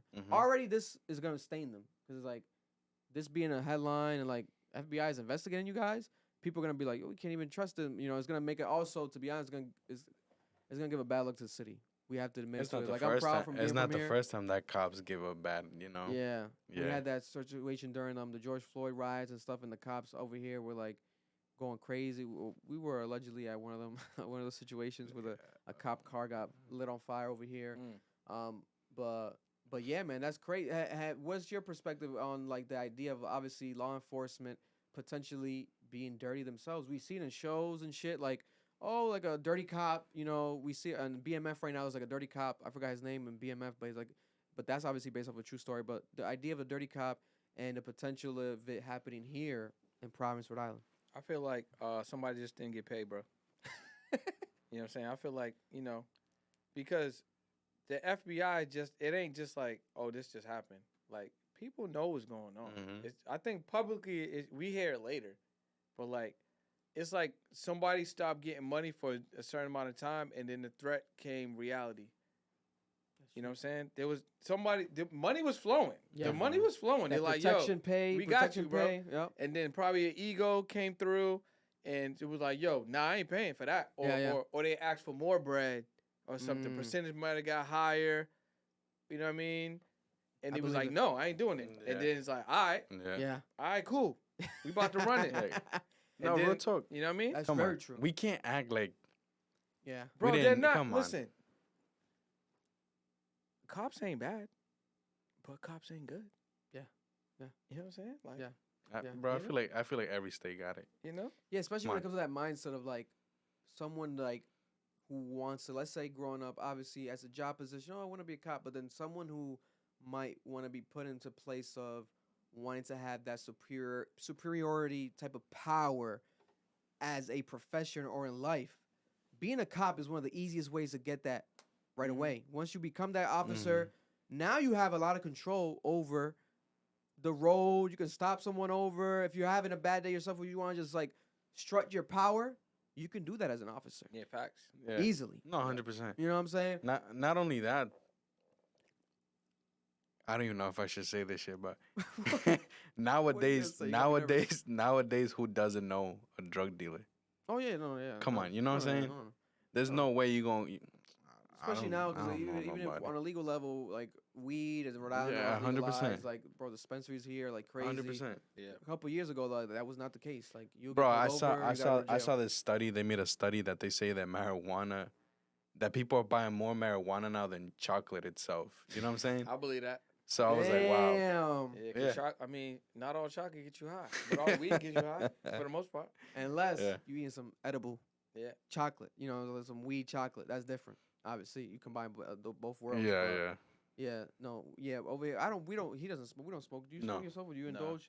How about like in California? You've seen that world, right? Like firsthand. Yeah. Like the California is interesting because it was a whole industry before it was legal. So like you have to go to spots that had like the illuminated green plus sign. You like you knew what it was. Oh yeah. Now it's like it's everywhere. So I think it's interesting now that like people of color. You know what I'm saying? Yeah. People that are non-white are jumping into this industry and can monetize it. And I think that's dope when it's like, women of color being the first dispensary in a certain state. Yeah, You know what I'm saying? I think that's fire. That's fire.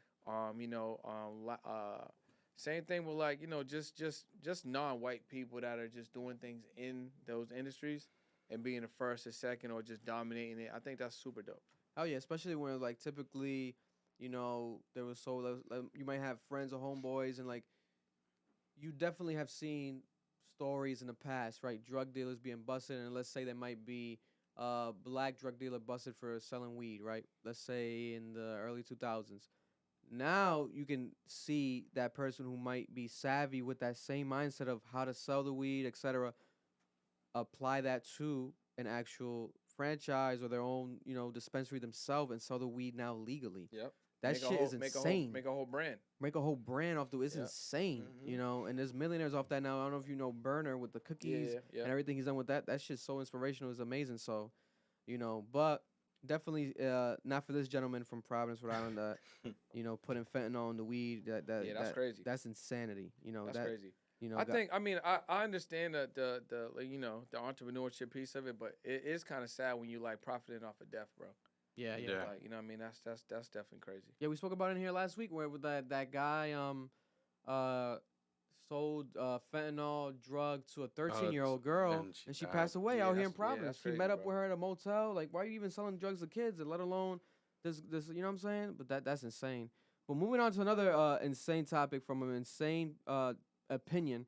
For those who don't know, I tweeted out this clip of Jim Jones during a Breakfast Club interview, and it went viral. We spoke about the Jim Jones hot takes he's been having recently here in the ready to go, Jimmy. On the podcast, we've spoken about Jim Jones because for those who don't know, recently there's been like an ongoing online joke about Jim Jones, quote unquote, dick riding Drake. They're saying that he's trying to get a Drake feature, right? Because Drake showed Dipset love. He brought them out the Apollo show. Yep. And throughout the years, they've had some sort of like, mutual respect between each other. But now recently, Jim Jones, during his actual questioning, people ask him like, who's the greatest rapper of all time? And he said Drake, all time. He put him above Jay-Z. That went viral, right? Then he said recently that, Pusha T's not top 50 of all time. And he was like coming at Pusha T, jokingly saying lines that Drake literally said about Pusha T during his beef. Like saying like, what are you guys, why is he top 50? Because he's rapping about drugs that he didn't sell? And like Jim Jones was laughing at himself. That's literally what Drake said. So people are like, damn, this guy is dick riding Drake. And then I saw this clip and I tweeted and it went viral. I said, damn, Jim Jones doubles down on Pusha T. And he said this during the Breakfast Club interview that has gone viral. And I want to get Brenda's reaction. Turn up the He didn't ask him though, can you rap five of my songs? He did after. So you gotta watch the full interview. It's explosive. Like they get even crazier. He said some hotter even takes than that. But that clip specifically, I posted it because I found it like hilarious. I'm like, let me tweet this, and it went viral. And then now, and shout out to Jim Jones. We tried to have him on here because he came to Providence last week. Prior to him coming on the Breakfast Club, and his PR was in contact with her, tried to have him on, and she was like, we'll see. We'll try to line it up. But she said that he didn't want to do no more interviews because he was going viral for saying the stuff he was saying. And literally during this Breakfast Club interview, he mentioned in the beginning where he was like, I haven't even been trying to do more interviews, blah, blah, blah, because I've been like, people been taking my words and twisting them. But they're not really twisting them. He's doubling down. Like I said, he's standing strong on that idea of him not really liking Pusha T's music. He doesn't listen to Pusha T. He's saying he's not top 50. Now, going back to the question, can you name 5 Pusha T songs? Can I? Yeah, right? Hell yeah. Yeah. I feel like I can as well, right? No, but then we're specifically Pusha T fans. Yeah. Like, we've been to Pusha T concerts. We've seen Pusha T live. I could name 5 right now. Probably Hold On. Numbers on the Board. The Numbers on the Board. Nostalgia. The 40 Acres with 40 Acres. With the Dream classic. King Push. King Push. What's the one when he's in the street? Is it 5 or can you rap 5 joints? That's what he was saying. Can you rap 5? I can joints? rap them. I can rap. We're gonna be here all day, but I can rap them. I can spit Because them. I'm just seeing this for the first time. Oh really? But I guess what Jim's trying to say is, when a Drake joint pops on, we vibing, bro. It is what it is. Like everyone knows that, bang. But when a Pusha joint comes on, only his true fans might know those records. The thing is, Drake makes singy music. A lot of the times, you know what I'm saying? Like more different demographic. More for the masses compared to Pusha T. But then, what does that classify you as being in the top 50? You know what I'm saying? Like, you would you let's say yourself, would you put Pusha T in the top 50? Like from your history of knowing I put him in the top 50. top 50? Yeah, I think he'd probably be in the maybe mid to the low joint, but I think he make the 50. But he's in the 50. He's in the I think 50, I'll put bro. him in the 50. Yeah. I put him in the 50. I would. Yeah. Especially off of his 100%. like solo I albums. would he's put done. Drake number 1 though. Yeah. I think. Yeah, we talked about it here. I put him in the top 5. I think I'll put him don't know about the we order. talked about it here where I was like, if Drake would have died tomorrow, God bless, God forbid, everyone would be like, that's the best rapper ever. He's the best one, bro. Right now, yeah. Like, and I think, and again, we're talking about when I say best, I'm not talking about lyrics per se. I'm just talking about Impact. If it's impact, it's Drake, and he consistent, bro. Mm. The song that he just dropped, a lot of people don't even like it. Search and But now Search and Rescue. people love it. It's the number one song in the country. I fuck with that song It's the so number one song in hard. the country. Yeah. It could be called a throwaway. We could consider it a no, throwaway. I like it. No, I think it's a throwaway. It's a throwaway. throwaway. Oh bro. no, it is. And it it's is. number one in the country. I It's a like it. throwaway. I That think joint. we realized It like, was. that's It what- was. on you. It It goes was on you. on the radio the day that it dropped. Yeah, of course. Bro, it's It was on insane. the radio the day that it dropped already. That's the Drake effect. Yeah. 100%. So I think that's what Jim Jones is saying. And a lot of people, because my thing is like whether you agree or disagree with him, it's whatever. I think it's just his opinion. But a lot of people were killing him. Like, bro, on my tweets, I had to mute my tweet. I mute a lot of my tweets when they go viral, but this one specifically because they were like killing him, like damn near threatening him, like, Who, Jimmy? what the fuck you talking about? Like, we can't even name 5 Jim Jones songs. Like, what are you talking about? We can't name 5 Jim Jones songs. And I feel like that's crazy because I feel like if you're talking about if you want to include Dipset, we can definitely name 5 Yeah, facts. Jim Jones songs. Yeah, yeah, Obviously, you're gonna name the one, the Ballin'. Everyone's gonna say Ballin'. Yeah. But then, you know, you can name more. Like he's had like that Kid Cudi remix he did that went viral. You know, especially during that time in New York. Purple City, A Bird Gang, like a classic Jim Jones like cut. The songs he has with Max B. You know, obviously if we want to do Dipset, he was just in the era. That's why people. Yeah. And he hadn't made music in a long time. So like we're in an environment where it's like people are like, now you see me, now you don't. So like even with something going viral, it goes viral so fast with a strong ass impact. Yeah. Mhm. If the virality doesn't stick, people forgot about it already. and I think that goes to show you like the impact of Dipset in general. Because recently we've had, you know, Cameron. He started. I don't know if you saw. He started his own sports show on YouTube. Cameron and Mace. Yeah, I seen that. And it goes It's pretty viral. funny, It's bro. hilarious. It's pretty funny, bro. And it's good to see them together. Bro, it's good to see them together, Yeah. and also it goes back to like that entrepreneurship where like Cam invested and built out a studio. Like he built out a studio. He's like, and he's saying that on Twitter, on Instagram. He's like, you motherfuckers, yo, you see this? This ain't no podcast. I built a show. I built out a set. We got producers. He showed like some white guys in the back. Like he had a whole. I'm like, yo, this shit look like CNN or something. Like this is official tissue, like ESPN. I'm like, this is fire, and Lord knows the realms he could take that with. There's allegedly a deal coming with Revolt. You could do so much with that, right? Yeah. And then we got Jim Jones, where he had the deal with Revolt. He was the weatherman. Remember, he's doing the weatherman. That was hilarious. I love that. Right? But then now he's going so viral. Like this clip of mine got so much traction. And prior to that, just off of his opinion, you know, and it goes to show you like whether you love it or hate it. A lot of people hate it, right? You still care, right? Yeah. So you care about Jim Jones' Love and hate's opinion. the same, bro. Love and hate's the same. So imagine now Jim Jones, which I'm pretty sure now he probably is getting offers, but a podcast having hot takes like this, especially if he's gonna keep it up talking about shit like this. He was talking about NBA YoungBoy a couple weeks ago, like saying NBA YoungBoy is better than Pusha T.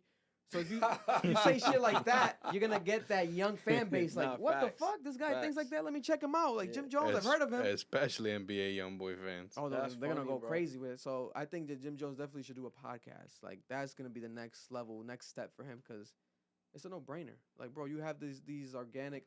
And the Breakfast Club one, he was like saying he was like groggy. He was like, I just woke up, and he was like coughing, and then he starts having moments like this off the get up, off the wake up. Imagine prepared with like some notes and shit. He could really go crazy with it. No facts. You know, so that happened right there. Shout out to Jim Jones, you know, going viral again. Speaking of viral, the most viral, and this is going to be basically the last topic of the day, last discussion, but it's going to be like a two-parter because we're going to get a person's reaction to it that's gone viral. But we haven't talked about this here yet in the podcast, in the studio yet. Jonathan Majors. Have you seen what's happening with the Jonathan Majors Nah, I was situation? going to ask you that. Like, I've been seeing it, but I don't really know what happened. So I just know he had a movie. yeah. Yeah. So we're gonna break it down in here for the people that don't know because you know we're fans of Jonathan Majors in here. We've spoken about him in the past in here multiple times, and especially myself when it comes to his trajectory as an actor. I really have studied it. I've been a fan from you know, his early days, Lovecraft Country, you know, canceled shows that he's been on that have been really good. And then now people have been, I feel like you're more familiar with him probably from Creed, because that was like major, right? That's The big, Creed. yeah.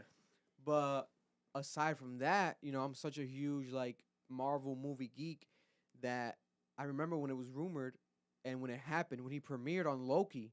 Loki, a TV show on Disney Plus, is a show about Thor, you know, Yeah, his Thor's brother. brother, Yep. Loki. Mm-hmm. And then Kang the Conqueror. Everyone was talking about like, okay, Thanos, that era ended. Now we have a new era of a new villain in Marvel, and it's Kang the Conqueror. People was like, who's gonna play Kang the Conqueror? And then Loki, they preview it, and then it's Jonathan Majors. And I'm like, this is fire. Like Jonathan Majors as Kang the Conqueror. You know, aside from that, obviously you have the inclusion where it's a black actor, because Kang the Conqueror necessarily wasn't a black character in the comics, etc. But then putting that aside, it's like the role, bro, with the scar on his face, the way he did it, I'm like, yo, he killed this shit. This is gonna be huge. They needed somebody to replace Black Panther anyway. That as So well, right? I think that makes Exactly. sense. So you go into that world of like where, you know, Disney, they want to be inclusive, etc., right? And you get someone with the Jonathan Majors talent, boom. But now stories break, right? Jonathan Majors. First, we have it that allegedly he hit his girlfriend, a white woman, in a car, in an Uber, right? But the twist of this was that he called the cops, right? He called the cops, but then she, you know, when she got interviewed by the police, was saying that he hit her, etc. So he was arrested for assault, you know, that night. You know, he was arrested, but then obviously let go. But then that same moment when it was breaking, everyone was going crazy. Like, Jonathan Majors, everyone was like, oh my God, like, they got to him. Oh my God, no, not Jonathan Majors. Especially off of the Creed shit going like crazy in box office, like the fucking timing, right? And then also King the Conqueror premiered during the new Ant-Man movie that I went to see. Like, they've showed him, like, he was the villain for that movie, you know, because he has movies lined up where it's just King the Conqueror. But now they're showing him more, like, he's going to do a bunch of, like, he's the big time now in the Marvel. Like, this is the guy, right? Literally a month away from the Creed movie. So, like, back to back. And then a month after Creed, this happened. So everyone's like, what the fuck? But then the details, we'll break them down here now, where it got even crazier because there's more allegations from multiple women. Supposedly, I think it's in New York, right? And one of them allegedly, they're saying, might have been involved on the production or the movie, the last movie, the Ant-Man, from that. So they're trying to say, like, it could be a Marvel. It could get messy. You know, it could get messy, right? They're trying to make a Demi Adoka situation out of him? Yeah, it could get to that level, right? That's a good reference. And shout out to Ime Udoka, who just, I don't know if you saw today, he got hired to Houston. Oh, he got hired? Oh, he's Houston now? Houston Rockets. So Ime Yo, Udoka. can we give a quick little joint for him, you know real what I'm quick? Shout out to my guy. He's gonna, you know, What's up?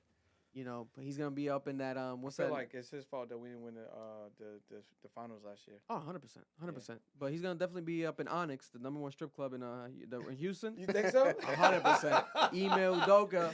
Yo, Listen. affiliate marketing, bro. Listen. Nia Long. You gotta have a sponsorship. God bless Nia Long, man. That's all I always say about that one. Crazy. Yo, we had fun talking about that when that happened here. But we know Jonathan Majors, alleged victim, was out partying.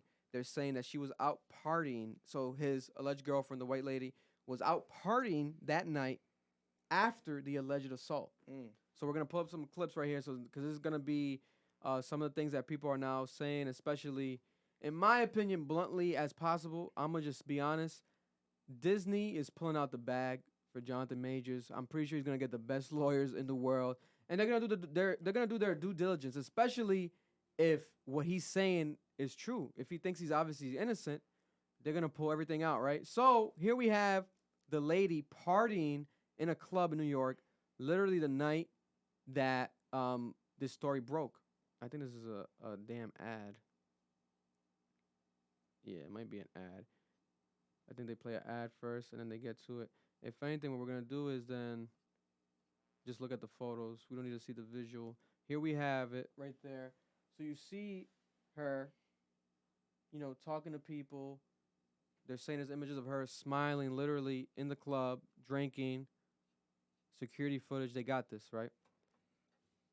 You know, the attorney. First of all, security footage need to upgrade and get some 4K, bro. Yeah, it's like 180p. So why did I look like that? It's very, very pixelated, especially in New York. You got DJ booths. You could get HD, like better, you know, service in here. But right here, oh, there's actually more here. Okay, there's an interesting moment with the woman. She puts it down. Let's look at this. Oh, that's a photo as well. Okay, I thought it was gonna be a play ad for the video. So this is her as well. So basically, what they're trying to say is, logistically, you would think, okay, if someone really got assaulted, why would they Still go out to party, right? Right. So that's that right there. But aside from that, there is more situations that happen with the text messages that he posted, his attorney posted. But a lot of people say it backfired on him because these text messages can be perceived as him being actually guilty. Now we can read the text right here.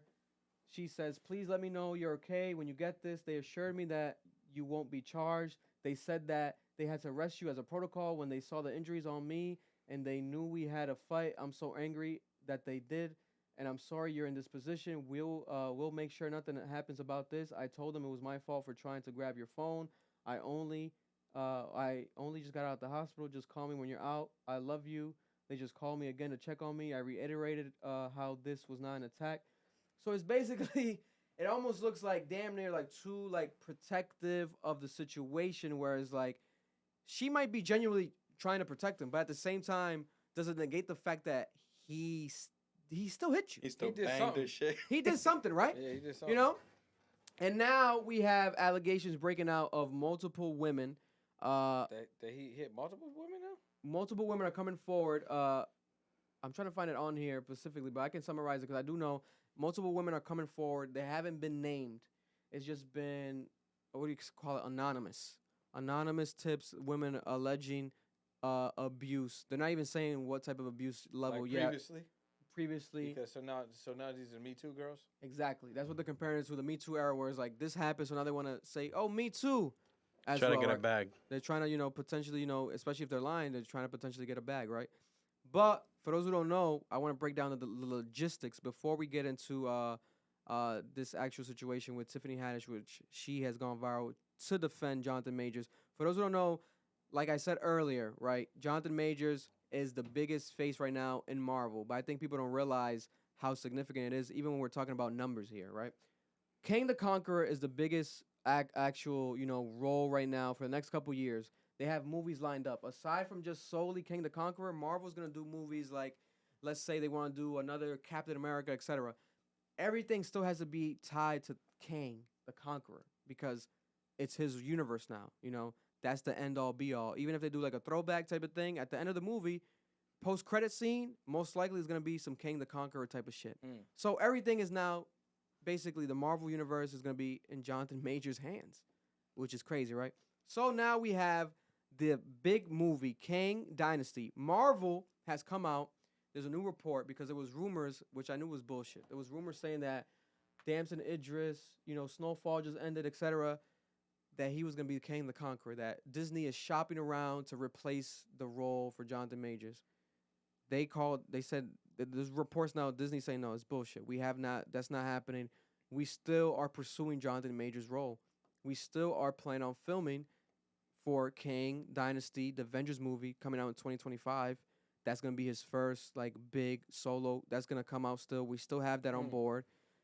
But he has been dropped by his management, his agents, and also he's been dropped by other movies. He was going to be Otis Redding in a biopic. Oh, word. Oh, wow. They dropped that. They said no more. That would have been crazy. That would have been insane. I didn't even know that was planned. No one knew until now.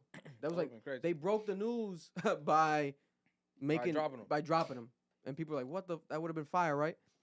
They're dropping him from MLB partnership he had with the Texas Rangers. No more. They're no longer working with him, they said. So people are like, damn, if this is all happening, Marvel's bound to do something, right? Marvel said no. We're going to stand by him. And also, they got too much bread invested. It's a lot of money involved. Yeah. I'm talking about Disney. 2026, there's another movie. Literally, he's going to be back-to-back. There's back-to-back Kang the Conqueror, Avenger type of movies that are slated for him. And like I said, Loki, I think Loki comes out either this year or they might push it back to next year, but it's coming out soon, the second season of Loki. So he's going to be, slated for that. But Jonathan Majors, as of right now, is becoming, especially if he doesn't get dropped, this goes through. He's going to become the second highest paid actor in the history of Marvel. $20 million for his role of King the Conqueror in that 2025 film. The highest has been Robert Downey Jr. with $75 million. He got paid as Iron Man. Is that one movie or for the collection of movies? For one movie. That's crazy. For Iron Man, but the last one, which wasn't even an Iron Man movie, it was Endgame, Avengers, but it was Iron Man's Goodbye. Robert Downey Jr. got paid $75 million for that. Highest moment in Marvel character, actor. Jonathan Majors comes in at number 2 now with $20 million for King the Conqueror. And that's a huge difference. He's just getting started. He's just getting started, yeah. 20 is crazy. But at the same time, it's very interesting because when I read that, when you shared that with me early, I was like, damn, why is this such a crazy gap? It's a big ass gap. But then at the same time, I'm like, okay, he's just starting out. You know what I mean? I would love to see if it gets there. It could get there. You know? But Iron Man started the MCU universe post, like, because we know you probably seen like the old Tobey Maguire Spider-Man movies, etc. But the MCU universe, the Marvel universe right now that we're living in, and like all the movies, the timeline shit, started with Iron Man #1. So Robert Downey Jr., he had it on his back, and to this day, a lot of people's favorite Marvel movies are Iron Man because he played that shit so good. Like, I would agree. It's so good. Like Robert Downey Jr., like he's very a goat, explicit. Bro. Yeah. Like he doesn't give a fuck. It's almost not even for kids. Comedy. That's just it's comical, comedy right? too, man. So this $75 million probably was like a goodbye like gift. Like, oh, you're leaving us. Here's some extra. That is a lot of money. That's a bag, bro. $75 million is crazy. When I was reading that today, I was like, damn, I didn't realize it was that much. But then Jonathan Majors $20 million, and all this shit happening. What if it doesn't go through, right? But we still have to wait. There hasn't been official charges yet. There's still crazy investigations going on. If Marvel hasn't pulled the plug, maybe it's for a reason. What do you feel? What do you feel about like people that even these companies they just drop you before they really get all the facts? I think that's lame. It's very lame because it's for the look. Because they want to protect, especially if it's a public company, publicly shared company, they want to protect the stock interest. I know today, 100%. CNN's stock I think went up after Don Lemon got dropped, but then Fox's stock went down. Oh, so they're like, oh, that's indicative of the customers, response. Yeah. So that could be the case with like certain companies, but it depends. I feel like a company like Disney, they're so big that. And also they haven't even played into the King the Conqueror role yet. Yeah. They did the Ant-Man situation, right? But it really was an Ant-Man movie, and King the Conqueror was the villain in that movie, but it wasn't like it wasn't like the main focus. Now they're moving into that now where, a lot of people might not necessarily be as caught up in that fandom. So let's say they do have to replace him.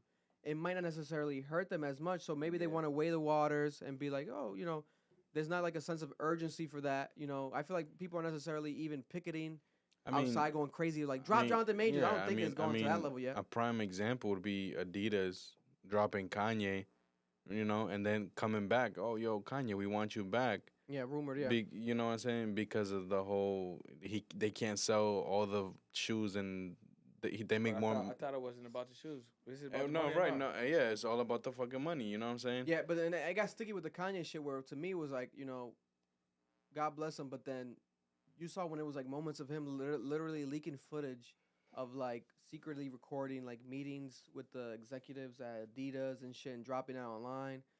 It's like a cool flex. At the same time, you gotta be like going against some sort of contracts. Like that's insane. Yeah. He was literally showing porn to like one of the executives at Adidas on camera and like making him feel awkward without the guy realizing he was on camera because it was like a hidden camera. And he was like telling the guy like, look at this guy. You see this video? And it was like a porn clip. He's like, you see that? He was like so awkward. The guy, I guess during the porn clip, I guess looked like the executive. So I guess Kanye brought it in to like fuck with him. Like, this guy looks like you. That's crazy. But basically to make it like a deep metaphor of like, you're fucking me. Are you trying to fuck me here? Like, what are you guys trying to do here? Etc. But the guy, I guess, coincidentally looked like that's the dude. The guy. That's crazy. But then some people interpret it as like Kanye trying to blackmail this guy. Like, what is it? Does it look like him like that? With porn. Like, is it like a fake porn star that looks like him, like a doppelganger? Like, what is he trying to do here? So then I feel like all that shit played into like, okay, you gotta get dropped, right? Right. And then obviously you becoming anti-Semitic, saying you love Hitler. A lot of brands are not really gonna stand by that. It's very obviously shock jocking. It's like you can still get some following behind that, but then it's like it's not really good for business, bro. You sound really wild. Like that's like, okay, like even as a father, you look at that like your daughter is gonna be, I would assume, like facing shit in school. Like, your father. I feel like he definitely did that for his purpose, though. You know what I mean? Like For everything to happen, for the dominoes to fall. He wanted to get out that contract. He's like, I'm gonna do the most wildest to get out of it. Seems like he's happy now. Yeah. You know, I posted the clip the other day. He was dancing at the new Fear of God show. He's out here, and he's not going on no more podcast rants at the moment. At the moment, you know what I'm saying? Until he starts his own. That would be the number one podcast of all time. But it ain't gonna happen because it won't be consistent. He won't be like recording a certain time. That's the thing. There's no structure with Kanye. Mm-hmm. That's the thing. That's the one. Like, there's no structure with his creativity. But then some might say that's his actual, genius, right? And the last thing is Tiffany Haddish. We covered Tiffany Haddish in here in the past. Tiffany Haddish has been basically canceled because of the old clips that surfaced of her going viral. She'd had old skits with Tracy Morgan that were very wild, right? It was like literally, and the reason that they got resurfaced was because they were being, she was being almost literally charged in court. Like they were trying to prosecute this and take it to trial and everything. Over old clips? Over old clips because they were saying that she was making like a minor 14-year-old girl, like basically forcing her to do like sexual acts with bread, eat bread, little weird things in skits, right? But the person that was saying this was, I guess, family. I don't think it was the parents of the little girl, but like family related to the little girl. Now, years later, damn near like 10 years later, it was so long ago. Those clips were like in 180p. It was like early YouTube days, right? But then now Tiffany Haddish basically is back in the game. Like she has a Disney movie she's a part of, I think, coming out in a couple months. There's other things that she's slated for, so Tiffany Haddish basically is uncanceled per se. And I hate that phrase, but it was what people made for this situation, right? But I feel like we're in a day and age right now, I swear to God, like no one really can get canceled. Cancel culture is canceled itself. Like there's no sense of like, it would have to be damn near like criminal, like obviously R. Kelly, it has to be to that level, or like actual criminal shit. Like, come on, bro. Like that's like okay, right? Even then, there's still people that don't give a fuck. Like they'll be like R. Kelly all day, and and to each their own. Some people separate the art from the artist. They'll listen to R. Kelly still. It's to each their own, right? But then Tiffany Haddish, those clips, especially if you look at them again, it looks so, bro. You got, well, obviously they look crazy. Yeah. Bro, or maybe don't see them, but see them at your own risk. Wild, bro. It's like cringeworthy, but it's almost like tying back to like that era back then where it was like dark comedy. Everything was way more uncensored. Like it's different now. You can't do nothing now. Yeah, you can't do nothing now. Somebody listening to what we talked about that's going crazy. Yeah, no, 100%. You know what I'm saying? So it's like now it's like everyone needs a hug, bro. Yeah. You know what I'm saying? Yeah. It's like, that's how it is. It's like, bro, calm down. Yeah. And another thing I don't like about it is like, with the whole culture where it is now, it's like, there's no accountability. So instead of people taking accountability, they just want to be like, no, I'm going to just start my own crew. I'm going to find other people that are just like me, and then this is the movement. Yeah. You know what I'm saying? So instead of just being like, I'm right, I'm wrong, this is it. People try so hard now, I feel like, to create their own little movement, find a couple of people that are on board with it, and then that's the movement. And if you're like, yo, this don't even make sense, they're gonna be like, you're shaming us. But it's like, bro, like that really doesn't make sense. Yeah. But like, no, you're not being inclusive. It's like, no, bro, that don't make that what you're doing. It doesn't make sense. Yeah. Listen. So I think that's where we're at now. And now, so what happened here, going into the idea of, the cancel culture and, being, offended or not, Tiffany Haddish has been met with bad publicity yet again because she retweeted a story about Jonathan Majors' domestic abuse case. The story was an article that alleged that the accuser was unhurt after the dispute, and which was reported back in March. And the article showed screenshots of security camera footage and, basically the one similar to the one that we covered right now with the TMZ one. But it was an article that was basically trying to portray that Jonathan Majors is innocent. She retweeted this, etc., tweeted it, deleted it. She deleted it? Yeah, a couple hours after because she was getting flooded. I saw it. She was getting flooded with tweets. Like, people were like, oh, so weren't you? What about your situation? Like, what are you talking about? Like, you should be the last person, because the actual odds, right? It's horrible timing, I would say, for her. She can have her opinion, God bless. Yeah, but then I was gonna say that. Your situation happened, right? Now you're back on track. You got the Disney movie. You know, you got a lot of things lined up for you, right? And then I think it was the same day that the Disney movie was like announced and the flyer was put out with Tiffany Haddish on it. You have her doing this, and then she had to delete it. It's like it's gonna make people try to go and dig up old skeletons. Like, and if people didn't know about it, they're gonna look at the tweets. They're gonna be like, "Why are people coming at Tiffany Haddish? Oh, she did some shit in the back in the day. Oh," and then they look up the old clips, and they're gonna be like, "Damn, what the hell?" Even though the case was dropped, she wasn't charged. Everything got pushed away. Right? We had not Tracy Morgan. Ari Spears. Yes. Ari Spears. I think earlier I said Tracy Morgan. You said Ari Spears. She did some skits with Tracy Morgan, I believe, but it wasn't necessarily the fully offensive ones. The most offensive ones were Ari Spears. I'm gonna have to check this out. Wild. And if you know Ari Spears, he's a dark comedy. He's already crazy. Yeah, right. Yeah. But Ari Spears, he went through his moments after this happened, you know, and God bless him. But bro, literally damn near crying, bro, on his own podcast, talking about like, yeah, my career's over. It got to that level. I was like, yo, Aries. That's wild, bro. Because he used to never be that type of guy. He used to be like, fuck whatever anyone thinks about me. I don't give a fuck. I'm going to say whatever the fuck I want. But then he faced a backlash to the point that he felt like his career was over. And many can argue right now, Ari Spears' career is probably over because you haven't heard nothing about him. Nah. He hasn't really done any more interviews. You know, I'm not sure how he's really booking any stand-up shows. I could be wrong. He might still have some sort of audience that he can captivate, sell some tickets to some sort of people. But Aries, you know, had these skits with Tiffany, and they were so close, etc. But she basically was kind of throwing a lifeline. People were basically saying, you know, it was Aries' skits, not really her. She was involved. It was Aries' idea. You know, she was there, but you know what, etc., etc. So people were kind of putting more of the backlash on Aries, right? And then tossing Tiffany some more of a lifeline, lifeboat. But now her retweeting the Jonathan Major situation, you know, has people feeling like, hold up, you defending him, bro? Like we're barely defending you. You're barely back in here, you know. So now got her thrown in toxic hot water. But I think it goes back to that ideology of I think cancel culture is canceled. I feel like until we have factual, you know, charge situations, I feel like people, you gotta wait for the full situation to unravel because you might think you know the answers. You draw a conclusion, then you look crazy with egg on your face because like, oh shit. It was actually a lie this whole time? Oh, damn.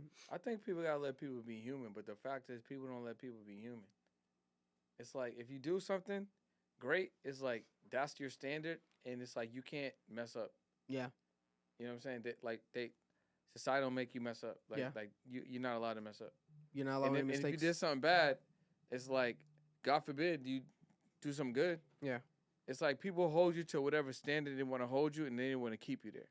Very true. You know, and I think it's whack. So like, okay, yeah, she might have had that. Maybe it happened. Maybe it didn't happen. Maybe it was intent. Maybe it wasn't intent. Maybe it was just at the times. Because people also forget times were different too. Yeah, because that shit came out back then. No one wanted to cancel her back then. That's what I'm saying. So it's like, okay, cool. Maybe she did. Maybe she didn't. But she can't have an opinion about something else that's happening in the world. You know. That's what crazy. About? I mean, you had something on you know what? One of your joints not too long ago where you talking about the Dalai Lama. Yeah. How come they ain't canceling him? Yeah. He would suck my tongue. Suck my tongue. Come on. And he's still a Dalai Lama. He hasn't been demoted or nothing.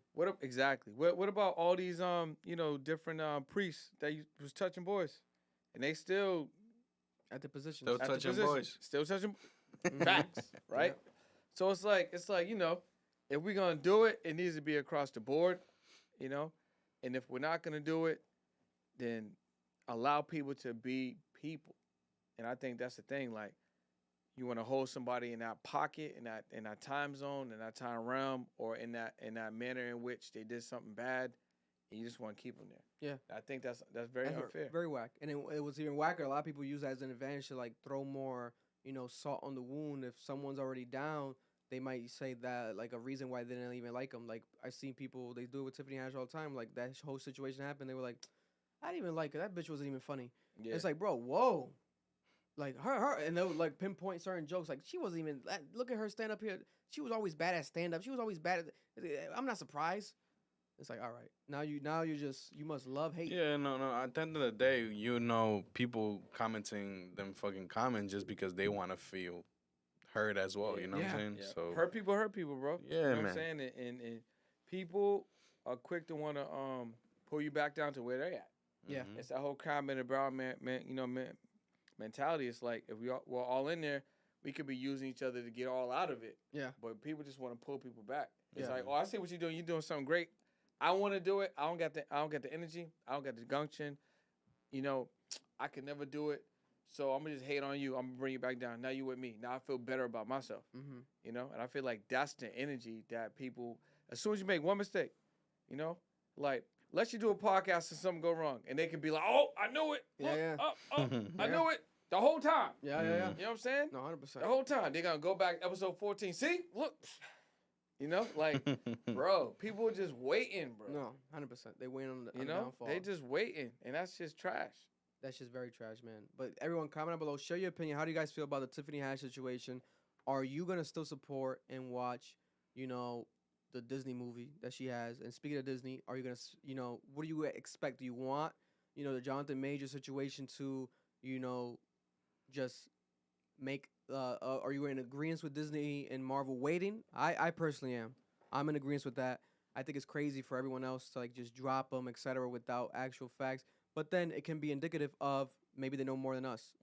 It's his I think original agency and management like that's been with him his whole career. Yeah, they dropped him. So it's like, damn, they know him on a personal level. Maybe they know more. It's probably sometimes when things happen, it be the blessing that we don't see coming. You know what I mean? Maybe So- now he's gonna get a better team or something. He's gonna get a better team. You know, he might get the Jalen Hurts team. You know what I'm saying? The all female power dogs or whatever, or just the all female super Avenger team like that's just all lit up. That's why he got that bag. I'm saying he might get that, bro. That's what I'm saying. So he might just end up in like some alpha, strong, like smart, intelligent, super woman team that's gonna light him up.